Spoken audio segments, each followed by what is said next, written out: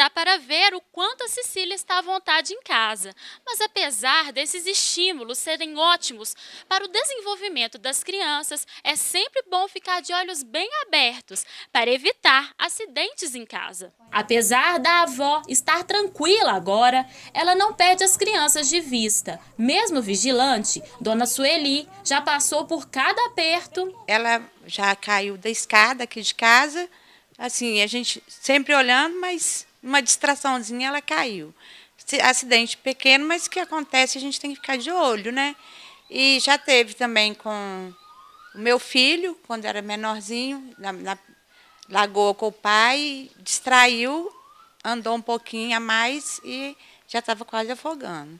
Então é coisa assim que a gente tem que estar sempre de olho, que é umas coisas bobas que a gente acha que não vai acontecer e acontece. Especialistas afirmam que 90% das quedas de altura, obstruções de vias aéreas por corpos estranhos, queimaduras, intoxicações e afogamentos com crianças são as principais ocorrências atendidas pelo Corpo de Bombeiros e poderiam ser evitadas. Dentro de casa, um dos acidentes mais comuns envolvendo as nossas crianças são acidentes na cozinha e no banheiro. Na cozinha, por exemplo, são momentos em que a criança está ali manipulando o alimento ou próximo de alguma panela que está tendo uma água, por exemplo, esquentada no fogão e o cabo está do lado de fora e a criança encosta nesse cabo, por exemplo, e entorna aquele alimento, aquela água. Também ocorrências envolvendo a janela, se a janela não tem ali uma grade reforçada para proteger. No caso do banheiro, por exemplo, é comum às vezes o vaso sanitário ter algum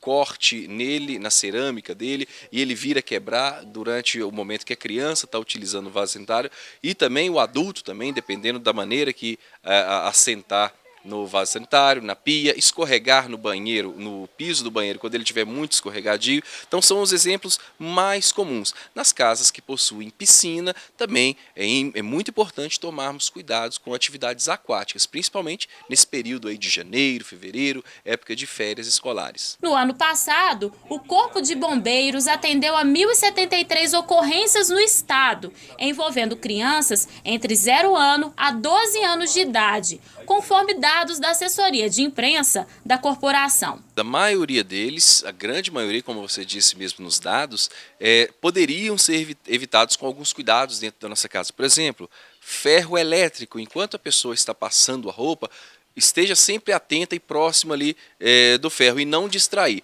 Se tiver que sair para atender um telefonema, por exemplo, ou alguém que está tocando a campainha, desligue o ferro elétrico, não deixe ele ao alcance das crianças. Em casos de emergência, o tenente orienta que é necessário agir com rapidez, pois instantes podem fazer a diferença no salvamento. Felizmente nós temos conseguido diminuir os números aí de acidentes, mas é importantíssimo que haja participação de toda a população, de todas as famílias, tomando sempre esses cuidados.